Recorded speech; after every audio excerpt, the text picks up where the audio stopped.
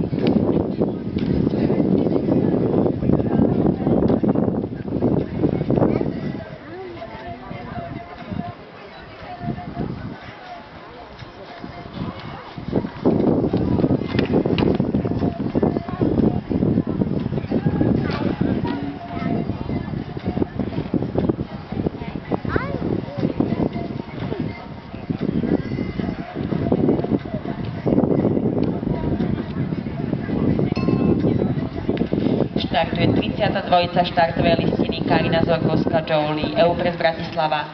V parkoure sa pripraví Sabina Hulková, ďalej Ivan Rýb, Sara Geriová, Zdeněk Šťastný, Marko Halov. Výsledok Anny Sučanskej z Nofalo 12 trestných bodov na parkoure, dosiahnutý čas 49,98 sekundy, odchýlka od optimálneho času 2,02.